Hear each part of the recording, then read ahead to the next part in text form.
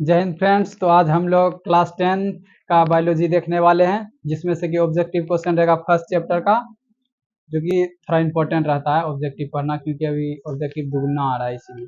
चलिए तो देखते हैं। हमारा पहला क्वेश्चन है, उत्पाद किसमें पाया जाता है।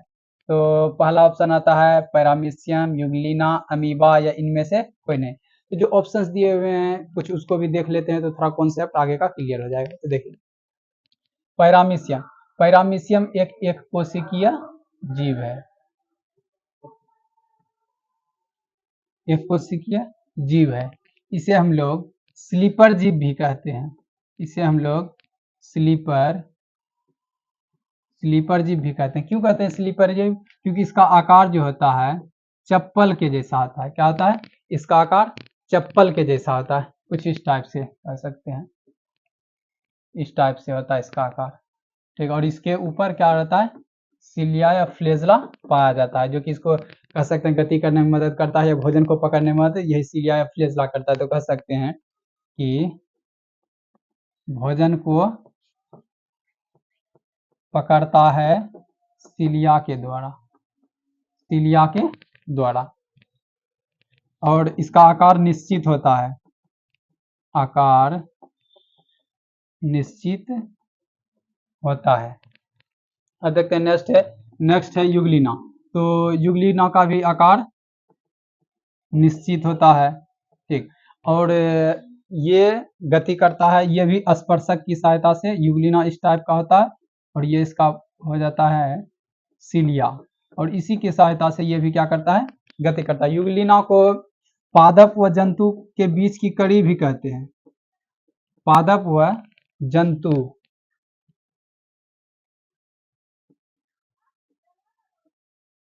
पादप व जंतु के बीच का कड़ी भी कहते हैं। क्यों कहते हैं? क्योंकि अंधकार में जहां प्रकाश नहीं पाया जाता है वहां यूग्लिना जाके क्या बना लेता है?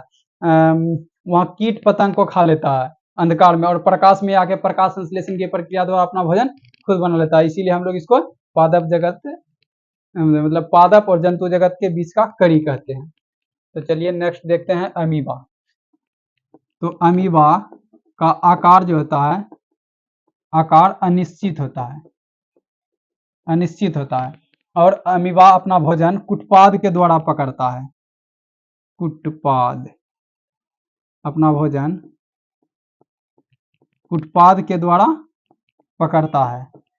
अमीबा अपना भोजन कुटपाद के द्वारा पकड़ता है, और इसका आकार अनिश्चित होता है, और यह भी एक कोशिकीय जीव है। एक कोशिकीय जीव है। अमीबा का आकार कुछ इस टाइप का होता है, और इसके बीच में केंद्रक पाया जाता है, ये कोशिका द्रव्य वगैरह पाया जाता है। और फोर्थ क्वेश्चन नहीं, इनमें से कोई नहीं।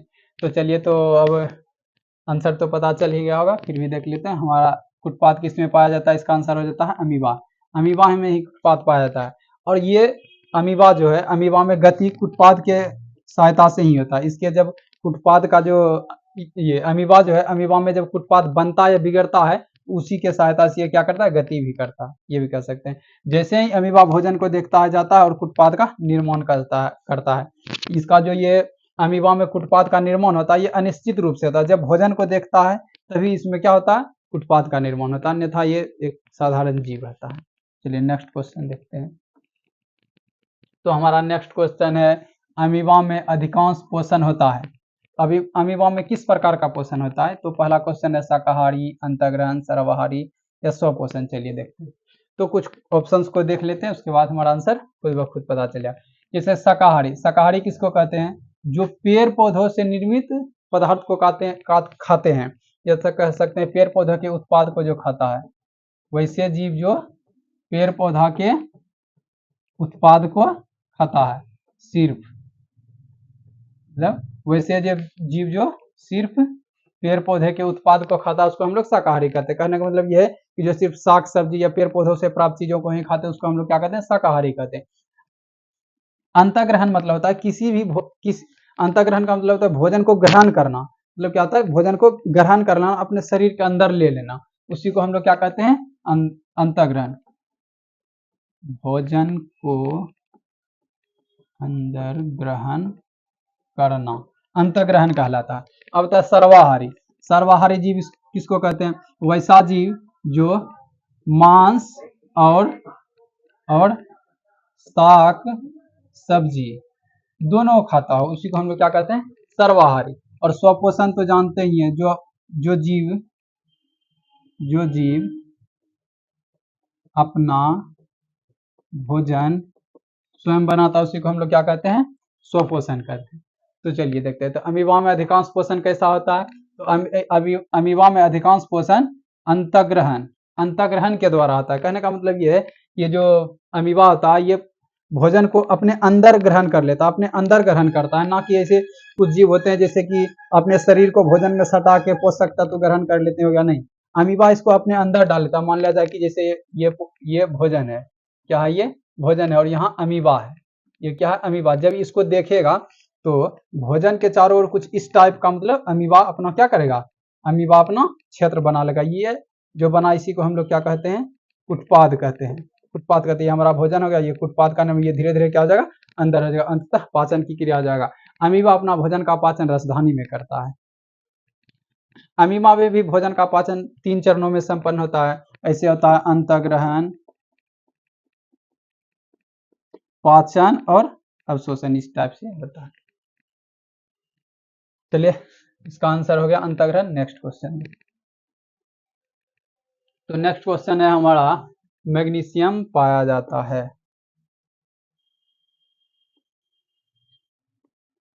तो हमारा नेक्स्ट क्वेश्चन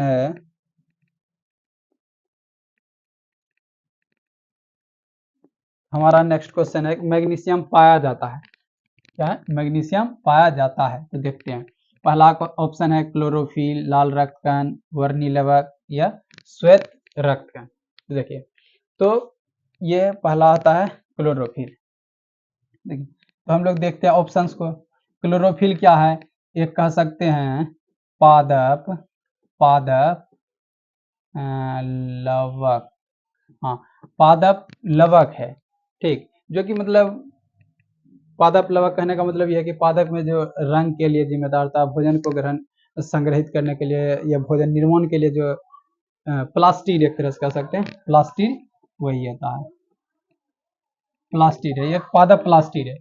तो हाँ वो हो गया। और हरे पेड़ पौधे अपना भोजन क्लोरोफिल में ही बनाते हैं, क्लोरोफिल की सहायता से ही बनाते हैं, क्लोरोफिल की सहायता से ही क्या करते हैं, अपना भोजन हरे पेड़ पौधे प्रकाश संश्लेषण की प्रक्रिया द्वारा बनाते हैं।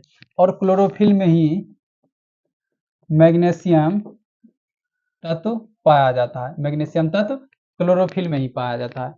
क्लोरोफिल में ग्राना भी पाया जाता है, क्लोरोफिल में ग्राना ही पाया जाता है, जो कि प्रकाश संश्लेषण की प्रक्रिया पूर्ण रूपेण कहाँ होती है, तो ग्राना में ही होती है, ग्राना या थैलेकॉइड, ग्राना या थैलेकॉइड कहते हैं, ठीक, ग्राना या थैलेकॉइड कहते हैं, वहीं प्रकाश संश्लेषण की प्रक्रिया पूर्ण होती है। आता है लाल रक्तकण, लाल रक्तकण, लाल रक्तकण को आरबीसी कहते हैं, रेड ब्लड सेल ऐसे बोलते हैं। तो इसका जीवन काल 120 दिन का होता है, इसका जीवन काल कितना होता है, 120 दिन। लाल रक्तकण की कमी से एनीमिया रोग होता है, ये भी आपका पूछा जाता है। लाल रक्तकण मतलब आरबीसी की कमी से एनीमिया रोग होता है। लाल रक्त में एक पाया जाता है हीमोग्लोबिन, हीमोग्लोबिन के कारण ही रक्त का रंग लाल होता है, आरबीसी का रंग मतलब लाल होता है हीमोग्लोबिन के कारण। हीमोग्लोबिन में एक तत्व पाया जाता है जिसको हम लोग क्या कहते हैं, आयरन कहते हैं, आयरन तत्व हीमोग्लोबिन में पाया जाता है। होता है वर्णिलवक, वर्णिलवक एक प्रकार का वही लवक हो गया, कह सकते हैं प्लास्टिड है, जो कि क्या पाया जाता है, पेड़ पौधों में पाया जाता है। और उसके लिए ये, हाँ ये वर्णिलवक हो गया, एक प्रकार का प्लास्टिड है जो कि पेड़ पौधों में रंग के लिए जिम्मेदार होता है, रंग के लिए जिम्मेदार होता है। ये क्या होता है, रंग के लिए जिम्मेदार होता है, जैसे कि फूल का रंग लाल हो जाता है, उजला हो जाता है, या कह सकते हैं बैंगनी कलर का हो जाता है, या जो भी हो अन्य कलर का हो जाता है। और पेड़ पौधा रहता है हरा कलर का, तो पेड़ पौधों को रंग देना है, फूल को रंग देना है, फल का रंग अलग देना है, तो ये सब वर्णिलवक देख लेता है। देखिए श्वेत रक्त WBC, व्हाइट ब्लड सेल, तो ये प्रतिरक्षा के लिए जिम्मेदार होता है, हमारे शरीर में प्रतिरक्षा तंत्र का एक प्रमुख अंग कह सकते हैं श्वेत रक्तकण। तो मैग्नीशियम किस में पाया जाता है, तो हमारा आंसर हो जाएगा क्लोरोफिल। चलिए नेक्स्ट क्वेश्चन देखते हैं। तो हमारा नेक्स्ट क्वेश्चन है दांत का कठोरतम भाग है। ठीक, दांत का कठोर पहला है डेंटाइन, इनामेल, मज्जा गुहा और कैनाइन। चलिए बारी बारी से ऑप्शन को देखते हैं, हमारा आंसर मिल जाएगा। डेंटाइन क्या होता है? डेंटाइन डेंटाइन दांत का दूसरा परत होता है, कह सकते हैं दांत का क्या होता है, दूसरा परत होता है, जो कि हल्का हल्का पीले रंग का होता है, कह सकते हैं हल्का पीला उजला, ऐसे होता है, हल्का पीला उजला रंग का होता है डेंटाइन। ठीक, और क्या, और ये दांत का, अब देखिए इनामेल। इनामेल दांत का सबसे ऊपरी तथा सबसे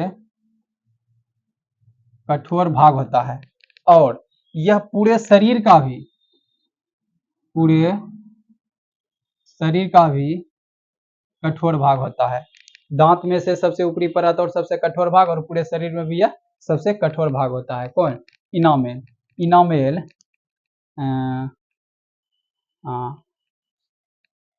कैल्शियम फास्फेट से मिलकर बना होता है। इनामेल कैल्शियम फास्फेट से। ये भी क्वेश्चन पूछा जाता है कि एनामेल या दांत किससे बना होता है, तो कैल्शियम फास्फेट से बना होता है। दांतों का जब क्षरण शुरू होता है तो यही इनामेल और डेंटाइन इसको रक्षा करता है। सबसे पहले तो इनामेल घिस जाता है, इनामेल को क्षति हो जाता है, तब डेंटाइन में क्षति होता है। मज्जा गुहा दांत का क्या है, एक ही मान लिया जाए कि ये इस टाइप से, अगर ये दांत है तो ये पूरा भाग ये मज्जा गुहा कहलाता है, और ये दूसरा परत मान लेते हैं कि ये वाला हमारा भाग हो गया डेंटाइन, ये हो गया इनामेल और ये हो गया मज्जा गुहा कहलाता है। मज्जा गुहा में नर्व्स वगैरह रहते हैं, जो कि क्या करते हैं, इसको दांत को पोषण देते हैं। और कैनाइन तो एक दांत का प्रकार है, ये दांत का प्रकार है। तो हमारा दांत का कठोरतम भाग हो जाएगा, आंसर हो जाएगा हमारा इनामेल, ऑप्शन बी। चलिए देखते हैं नेक्स्ट क्वेश्चन। देखिए, तो पौधों में प्रकाश संश्लेषण का स्थान है। नेक्स्ट क्वेश्चन है पौधों में प्रकाश संश्लेषण का स्थान है, मतलब कि पौधों में प्रकाश संश्लेषण की प्रक्रिया किस स्थान पे होती है, ये पूछा। पहला क्वेश्चन है माइटोकॉन्ड्रिया, क्लोरोप्लास्ट, ल्यूकोप्लास्ट और इनमें से कोई नहीं। तो देखिए माइटोकॉन्ड्रिया को तो कोशिका का पावर हाउस या ऊर्जा गृह कहता है, ऊर्जा गृह कहा जाता है। ठीक, और कह सकते हैं कि श्वसन भी माइटोकॉन्ड्रिया में ही होता है। ठीक, अब देखिए क्लोरोप्लास्ट तो बताए थे कि प्रकाश संश्लेषण की प्रक्रिया कहाँ होती है, क्लोरोप्लास्ट में। पौधों में प्रकाश संश्लेषण की प्रक्रिया क्लोरोप्लास्ट की उपस्थिति में होती है। अब है ल्यूकोप्लास्ट एक प्लास्टिड है, प्लास्टिड का ही एक प्रकार है, जो कि क्या करता है, भोजन को संग्रहित करने का कार्य करता है। प्लास्टिड का ही एक प्रकार है, मतलब कह सकते हैं लवक का ही एक प्रकार है, जो कि क्या करता है, भोजन को संग्रहित करने का काम करता है। और इनमें से कोई नहीं। तो चलिए हमारा आंसर देख लेते हैं। पौधों में प्रकाश संश्लेषण का स्थान है तो कहाँ होता है, तो क्लोरोप्लास्ट में बताए थे कि पौधा अपना भोजन सूर्य प्रकाश की उपस्थिति में क्लोरोप्लास्ट की सहायता से बनाता है, प्लास्टिड में। चलिए नेक्स्ट क्वेश्चन मानव आहार नाल का सबसे लंबा भाग मानव आहार नाल में क्या होता है। तो पहला क्वेश्चन है अमाशय, छोटी आंत, ग्रास नली, बड़ी आंत। देखिए दोस्तों, तो अमाशय जो हमारा होता है, अमाशय इसे पेट भी कहते हैं, क्या कहते हैं इसको, पेट भी कहते हैं। और इसमें विभिन्न प्रकार के अम्ल निकलते हैं, जिसमें से कि सबसे ज्यादा हार्ड अम्ल होता है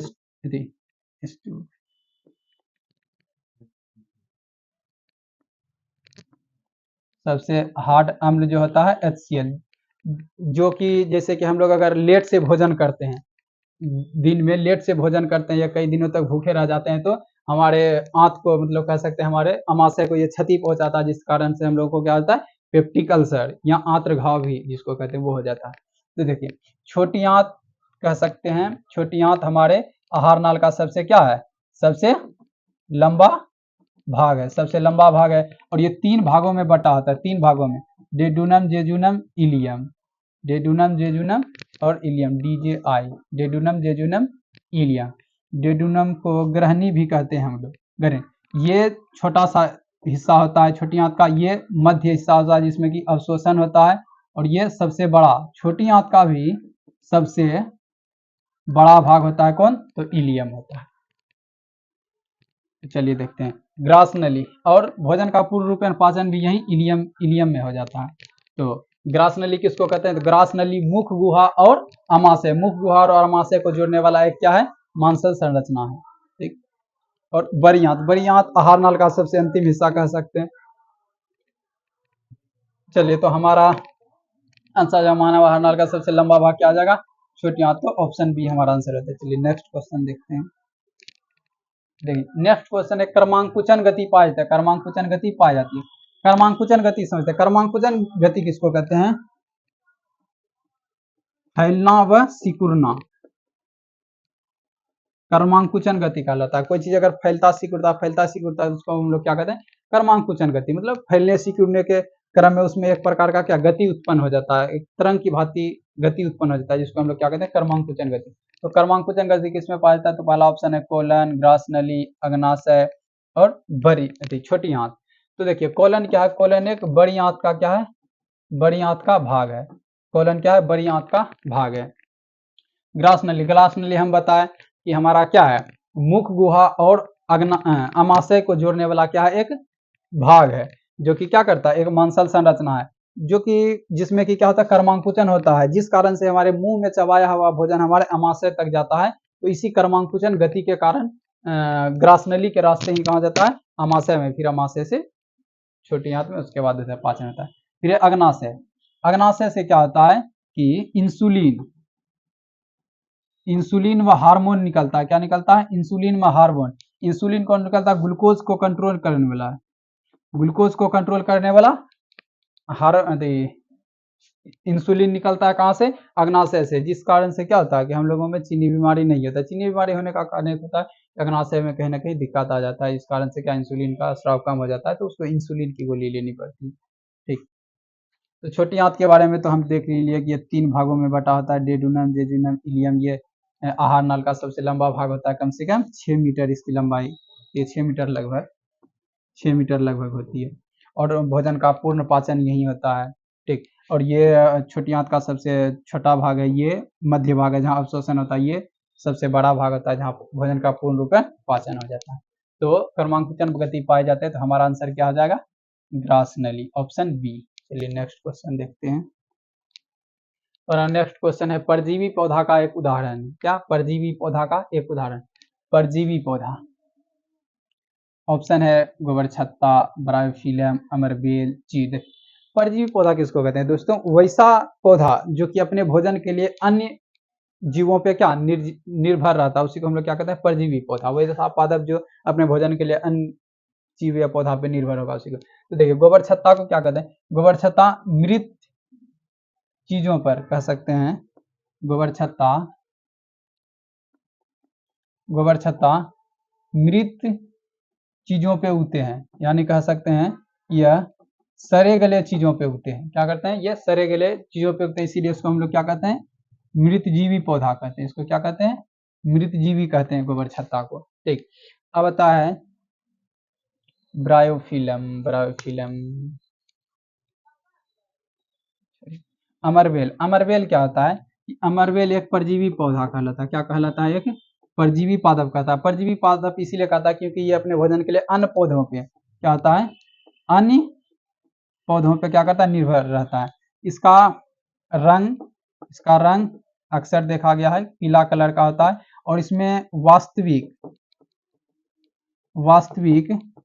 पत्तीय जड़ नहीं पाया जाता है, पत्तीय जड़ नहीं पाया जाता। यह एक तरह से कह सकते हैं कि लता है, क्या, लता, ठीक। और शीर एक ये कह सकते हैं पेड़ है जो कि बड़ा बड़ा होता है। ठीक, तो चलिए, तो परजीवी पौधा का एक उदाहरण है, तो हमारा आंसर हो जाएगा ऑप्शन सी अमरबेल। चलिए नेक्स्ट क्वेश्चन देखिए, स्वपोषी पोषण होता है, मतलब क्वेश्चन कहने का मतलब है स्वपोषी पोषण किसमें होता है। तो चलिए ऑप्शन देखते हैं, तो पौधों में, कवक में, कुछ प्रोटिस्टा और प्रोकैरियोट्स में, और ए एंड सी दोनों। देखिए, पौधों में स्वपोषण होता है, क्या होता है पौधों में स्वपोषण होता है, प्रकाश संश्लेषण की प्रक्रिया द्वारा।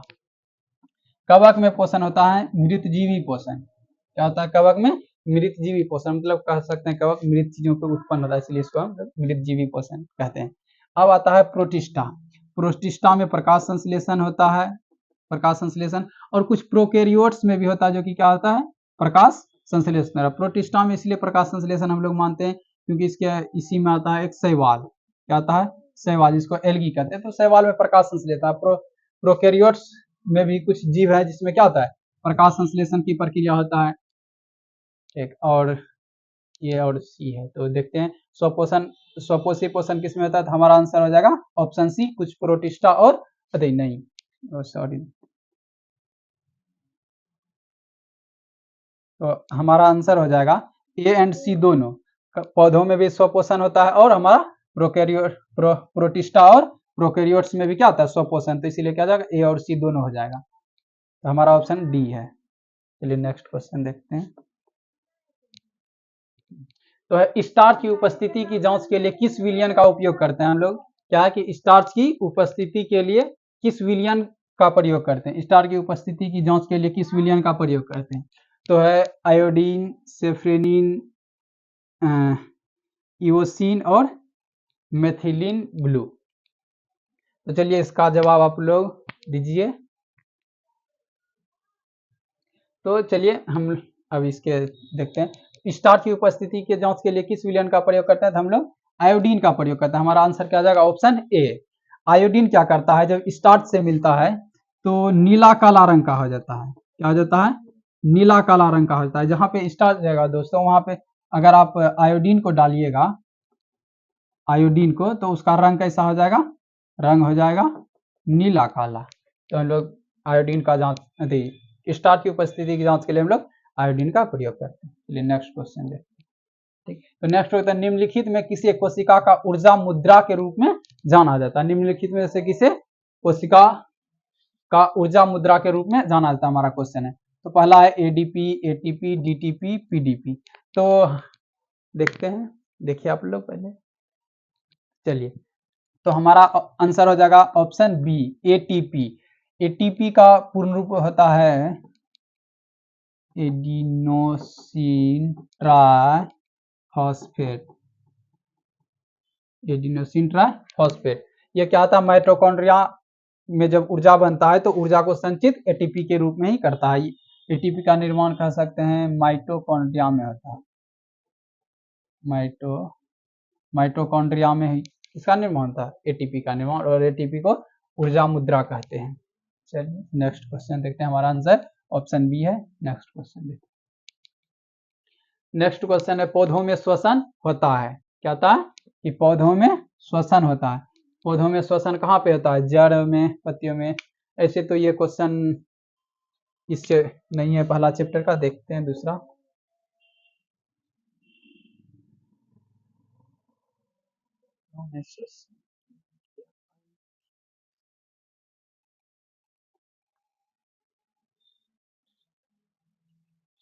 हाँ, तो हमारा ये सवाल है, कहता एटीपी का विस्तारित रूप क्या है। मतलब अभी जो हम लोग पढ़े ऊर्जा मुद्रा एटीपी, तो एटीपी का कह सकते हैं फुल फॉर्म पूछ रहा है। तो अभी तुरंत देखें कि हम लोग एटीपी का देखिए, तो है adenine thymine phosphate, adenine triphosphate, adenosine triphosphate और एडिनिन थाइमिन डाइफॉस्फेट।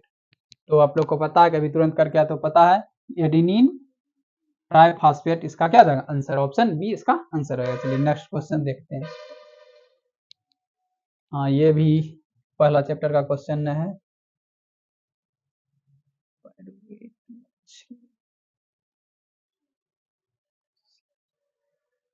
हाँ, ये देखिए, तुम्हारा है रंध्र का मुख्य कार्य क्या है। हमारा नेक्स्ट क्वेश्चन क्या है, रंध्र का मुख्य कार्य क्या है। तो देखते हैं, कहता पहला ऑप्शन है प्रकाश संश्लेषण, गैसों का विनिमय में वाष्पोत्सर्जन, पोषण, भोजन का परिवहन। तो देखिए प्रकाश संश्लेषण की प्रक्रिया तो वास्तविक है कि रंध्र के द्वारा ही होता है, क्योंकि रंध्र के द्वारा ही प्रकाश जब पेड़ पौधों के अंदर जाता है तो वहां होता है प्रकाश संश्लेषण। दूसरा है गैसों का विनिमय में वाष्पोत्सर्जन, गैस का विनिमय एवं वाष्पोत्सर्जन इसी के द्वारा होता है। गैस का विनिमय मतलब गैस पेड़ पौधों में अंदर जाता है, कार्बन डाइऑक्साइड ऑक्सीजन बाहर, कार्बन डाइऑक्साइड अंदर जाता है पेड़ पौधों के अंदर, पेड़ पौधा से जो ऑक्सीजन बन के निकलता है, तो गैसों का विनिमय भी रंध्र के द्वारा ही होता है। और एक है वाष्पोत्सर्जन। वाष्पोत्सर्जन पेड़ पौधों के लिए बहुत महत्वपूर्ण है दोस्तों, क्योंकि एक पेड़ पौधा जितना जमीन से पानी खींचता है, जल को खींचता है, अगर वो स्टोर करेगा तो फिर खत्म हो जाएगा। इसीलिए वो क्या करता है, अपने बचाव के लिए 90% समझे वाष्पोत्सर्जन के रूप में निकाल देता है। पेड़ पौधा जितना जमीन से जल को ग्रहण करता है, उसका 90% वाष्पोत्सर्जन के पौधा निकाल देता है, और निकालना जरूरी है, उसमें रहेगा तो फिर दिक्कत हो जाएगा। फिर है पोषण। पोषण तो हम लोग जानते हैं कि भोजन को ग्रहण करके उसका उपयोग करना पोषण कहलाता है। भोजन का परिवहन ये भी नहीं है। तो हमारा ऑप्शन क्या हो जाएगा इसमें, एक रंध्र का मुख्य कार्य, इसका मुख्य कार्य क्या है, तो मुख्य कार्य है गैसों का विनिमय एवं वाष्पोत्सर्जन। तो हमारा ऑप्शन क्या हो जाएगा, बी हो जाएगा इस क्वेश्चन। चलिए नेक्स्ट क्वेश्चन देखते हैं। प्रकाश संश्लेषण होता है, प्रकाश संश्लेषण होता है तो ऑप्शन है रात दिन, दिन रात, रात दिन और सुबह शाम। तो हम लोग जानते हैं कि प्रकाश संश्लेषण की प्रक्रिया सूर्य प्रकाश की उपस्थिति में होता है, ठीक। तो आप सोच सकते हैं कि इसका आंसर क्या हो जाएगा, तो इसका आंसर हो जाएगा दिन, ऑप्शन बी, क्योंकि दिन में ही सूर्य रहता है तो सूर्य प्रकाश की उपस्थिति में ये होता है प्रकाश संश्लेषण। नेक्स्ट क्वेश्चन है, कौन सा एंजाइम वसा पर क्रिया करता है, क्या है, कौन सा एंजाइम वसा पर क्रिया करता है। तो पहला है पेप्सिन, ट्रिप्सिन, लाइपेज, एमाइलेज। चलिए देखते हैं, तो इसको कुछ करते हैं, इस पे देखिए, ये जो पेप्सी या ट्रिप्सिन है ये प्रोटीन पे कार्य करता है दोस्तों, प्रोटीन पे कार्य करके इसको पेप्टोन में बदल देता है, पेप्टोन में बदल देता है। और ये लाइपेज जो है ये वसा पे कार्य करता है, किस पे, वसा पे कार्य करके इसको किस में बदलता है, वसीय अम्ल में बदल देता है, वसीय अम्ल में, वसीय अम्ल में इसको क्या करता है, बदल देता है।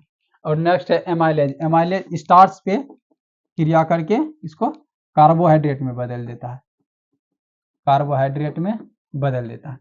तो चलिए इसका आंसर जाएगा, कौन सा एंजाइम वसा पर क्रिया करता है, तो हमारा आ जाएगा lipase, option C answer. Next question, next है किस प्रकार के श्वसन में, ये तो नेक्स्ट क्वेश्चन नेक्स्ट चैप्टर का हो गया।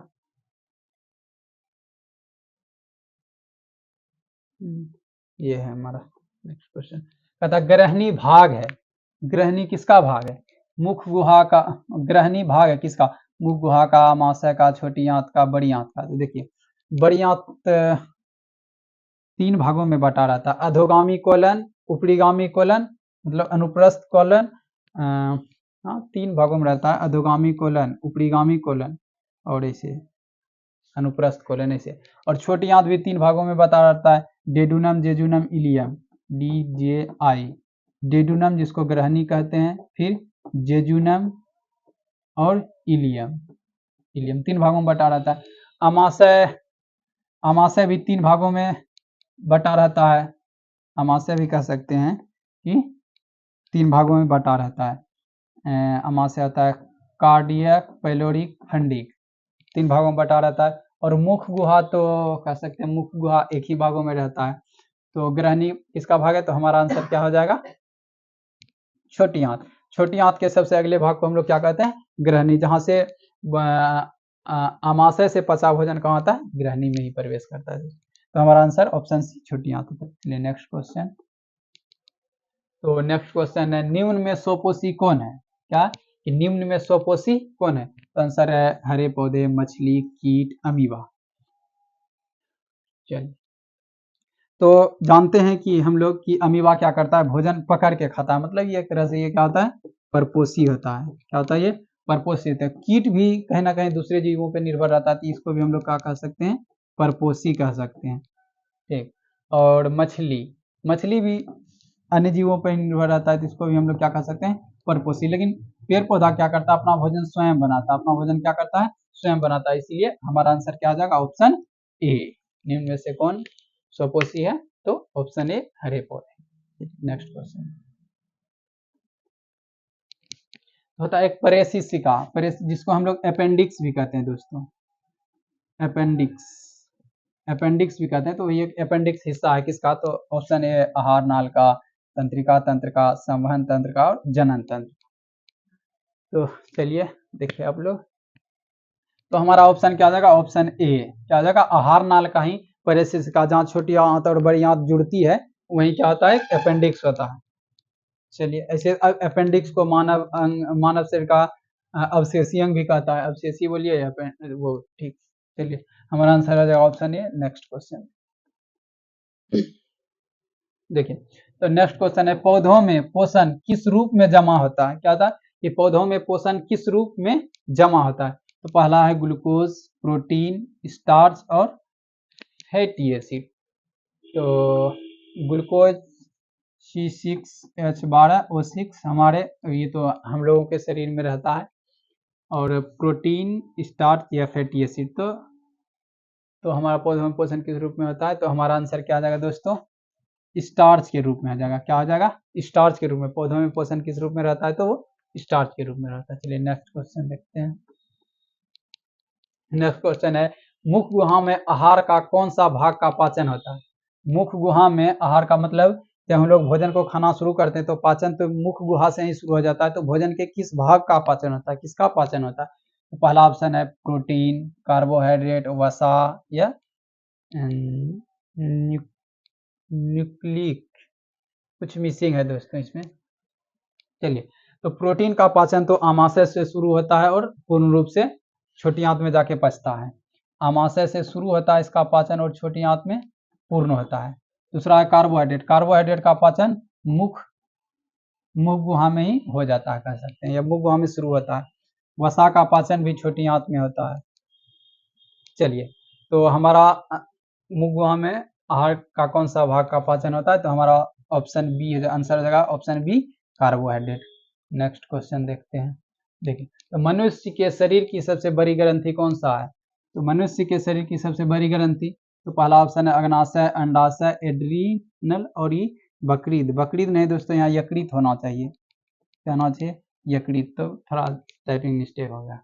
चलिए, तो देख लेते हैं सबसे मनुष्य के शरीर की सबसे बड़ी ग्रंथि क्या आ जाएगा, तो हमारा यही ऑप्शन डी मान लेते हैं, यकृत, तो यही हो जाएगा।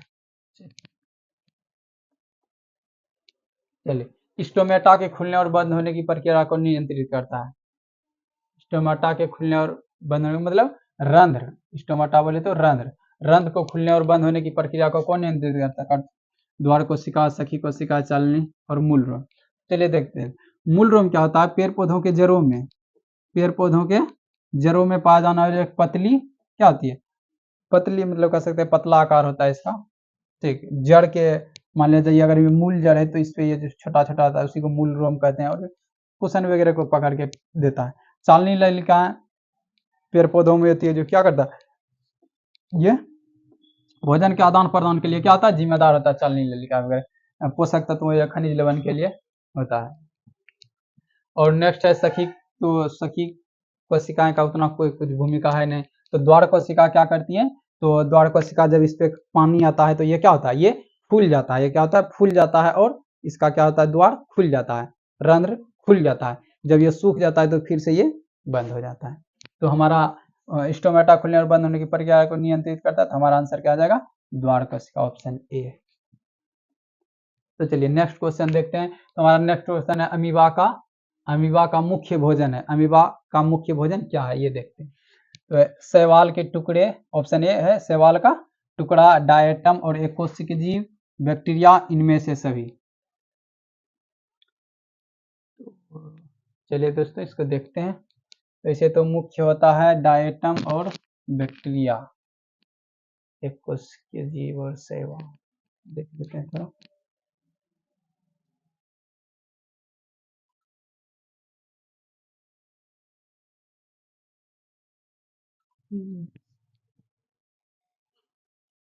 इसमें तो बैक्टीरिया भी होता है।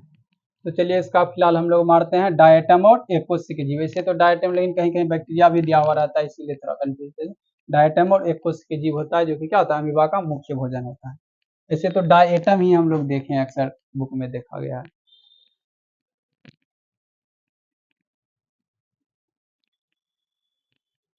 छोटी आंत में भोजन का पाचन पूर्ण होने के बाद वह क्या कहलाता है, मतलब है कि छोटी आंत में भोजन का पाचन पूर्ण होने के बाद क्या कहलाता है। जैसे कि हम लोग अमाशय में ही भोजन पाचन शुरू, वैसे तो अमाशय मुख गुहा में भोजन का पाचन शुरू होता है। भोजन का कुछ भाग मुख में पचता है, कुछ भाग अमाशय में पचता है, कुछ भाग छोटी आंत में पचता है।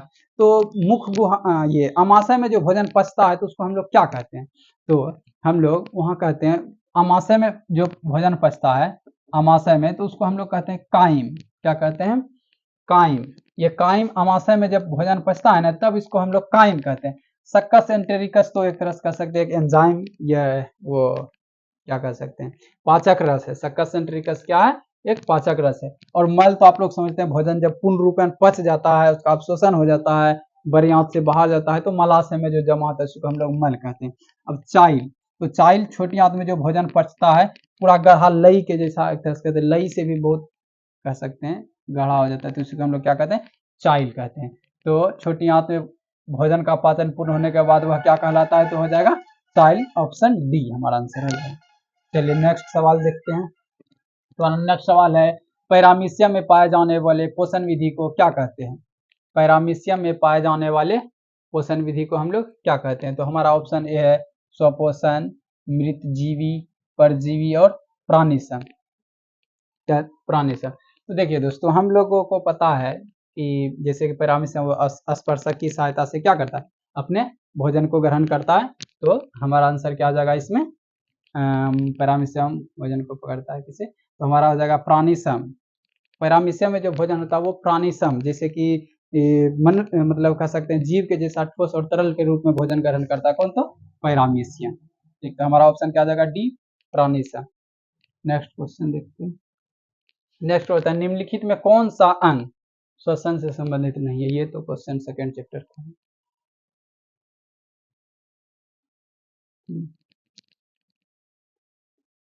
अब है, चाइल का अवशोषण होता है। क्या होता है, चाइल का अवशोषण होता है। कहने का मतलब ये है, जब भोजन में, जब छोटी आंत में भोजन का पाचन होता है, तो वहाँ उस भोजन को क्या कहते हैं, मतलब उसको क्या कहेंगे, तो उसको हम लोग कहते हैं, क्या कहते हैं, चाइल कहते हैं। तो वही पूछ रहा है, चाइल का अवशोषण कहाँ होता है। हमारा ऑप्शन है इलियम में, जेजुनम में, कोलन में, रेक्टम में।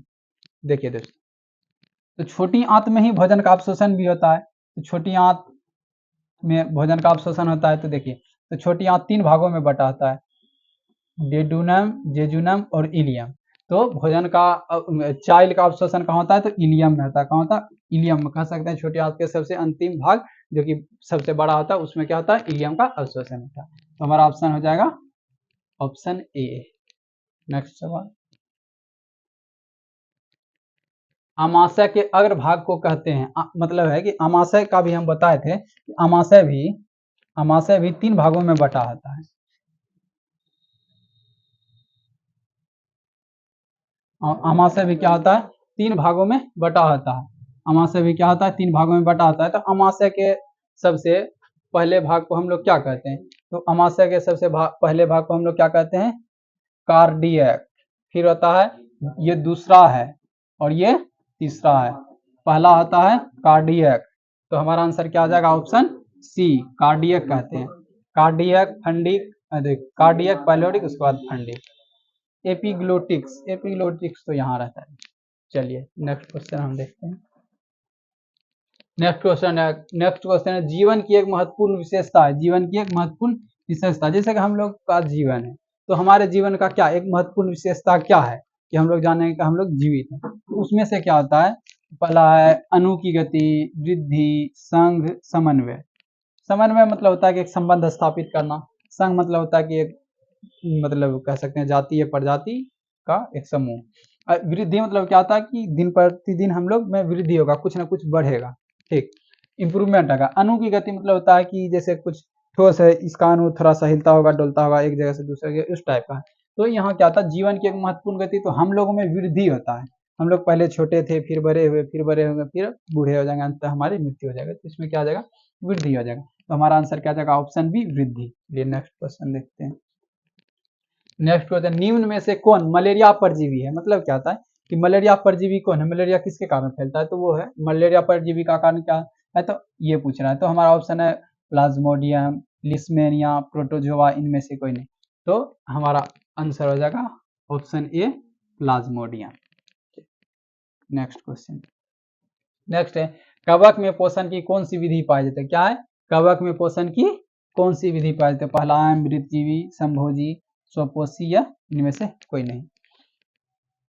कवक में पोषण की कौन सी विधि पाई जाती है, चलिए दोस्तों तो देखते हैं हम लोग।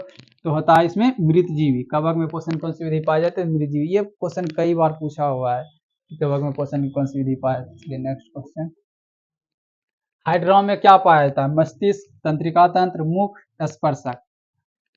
तो देखते हैं हाइड्रा में क्या पाया जाता है। हाइड्रा में तो वैसे मस्तिष्क और मुख भी पाया जाता है, लेकिन इस सवाल का जवाब तो स्पर्शक होगा, क्योंकि मेन रूप से इसी को हम लोग देखते हैं, स्पर्शक ही अधिकतर इसका आंसर होता है। तो हमारा आंसर क्या जाएगा, ऑप्शन डी स्पर्शक।